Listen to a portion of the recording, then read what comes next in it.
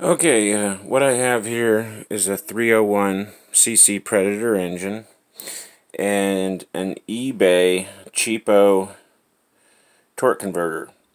Well, it says it's for a 1-inch shaft and all that.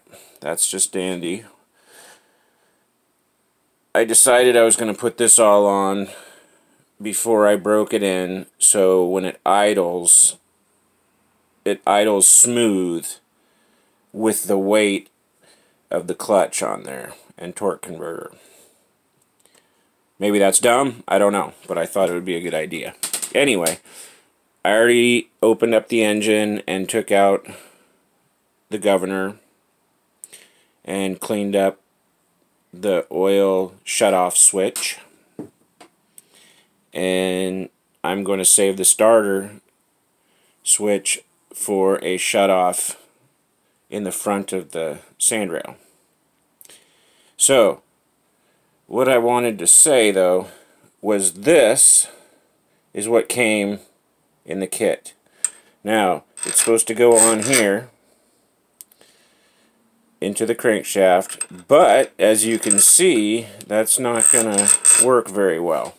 It also came with this, which I wish I had videoed before, because I had to drill out the hole. Now what I got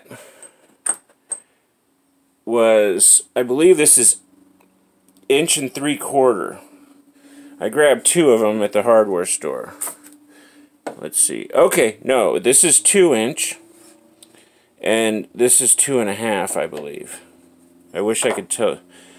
I don't have a tape measure handy right now. I wish I could tell you exactly what it was that I ordered. In fact, I can do that because I wrote it down. Okay, the big one is a 7/16 20. That's the thread, and it's a 2-inch. This one is 1.5 inches, which is the one that I'm going to use. So it's 7/16 20 is the thread that you need, and then 1.5 seems to work good. So I drilled this out. I just matched up a bit with this and put it on the drill press, so that I wish I went a little smaller than I did, but my drill press wallered it a little bit because it's a little bit wobbly with the chuck that I have on there. So this is how it's going to work, okay? That actually fits. I don't know why the kit that I bought didn't. It said it was for a 1-inch shaft, and it may have not said it was for the Predator 301, but I thought that it did. I thought I specifically bought one that said that. It was cheap. It was $51. It came a little bit wobbly. I don't know if you can see that. I kind of bent it back, but I think it had the package had dropped or something. Let me see if I can find where. Yeah, right there. I got it pretty good, but yeah, you can see it. You can just see how the inconsistency right there. So, yeah. Anyway, so what would happen next? This will go on. It's hard to do with one hand. Now mine didn't come with an idle bearing. I'll see how it works. I might end up. Why am I struggling here? Am I doing something? Oh, keyway. This is hard to do with one hand. Okay, let me flip it around. Hang on. Use my belly to help me. Okay, there we go. You have to line the keyway up, don't forget. Now, I used a washer back there, and I did not use one there, because I could not get these two to line up otherwise. Now, I've got a little bit of room left to go, which will get those to line up. because it's not on there. I couldn't push it on there, and I didn't want to sit here and pound on this piece, causing it to bend. So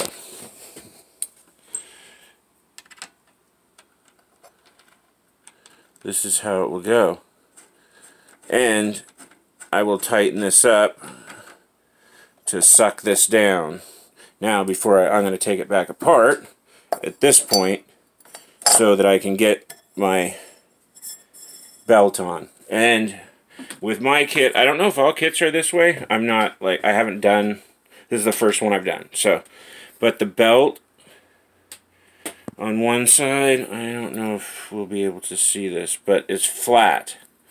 On the other side, it's slightly slanted. Yeah, you can see how flat, slightly slanted. Hard to see. I'm trying here, guys. Yeah, this side is slanted. So you want the slant to go up against the slanted side here, because this side here is flat in here, and this side slanted. So make sure the belt matches. So anyway, I thought I'd share that. When I looked online with different information, people said that they didn't really understand how these went. I should have started from the beginning. I should have filmed me taking this apart, the engine apart, and pulling out the governor, and then putting this on, and how I had to do it. Everyone else seems to put this way under the cylinder and kind of down, but mine, I don't know if the distance here is too short between the two pulleys or what, but I wouldn't be able to do that. The jack shaft bearing here would hit down here, causing it not to be able to tighten up all the way. So I put mine out this way. I have a lot of room in the back. I'm making a sandrail out of an old Odyssey frame, and I'm actually making a suspension in the back where the engine doesn't move up and down with the suspension, and this will work out fine for me because I'm actually going to have the engine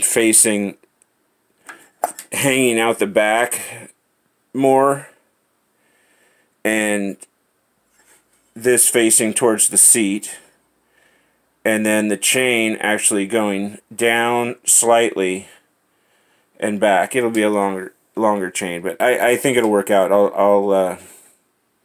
I'll put a video up when I have it built. I still have a lot of welding to do to get that set up. Alright, thanks for watching. Maybe I'll try and make more videos if I seem to get any response from this one. Oh, the washer I took out from back here, normally it would go right there between the gear and the driven pulley, and it has a key slot in it on my kit. I put it up here because I slid that in a little bit by taking that out, and then I put the regular flat washer on here to make up for what I had done. So I just shifted all the keyed parts this way by moving the inner bearing out, if that makes sense. Now, this kit also came with this spacer. However, that would put this so far out that I couldn't line the pulley up with the drive pulley. I couldn't line up with the driven pulley. It would have stuck way too far out because the shaft is I believe 1.25 inches and then tapered down to 1 inch. I don't know that for a fact that it's 1.25 inches, but it's bigger, and this won't go on any further than where it's at. So I'm not using this. Alright, thank you. Bye.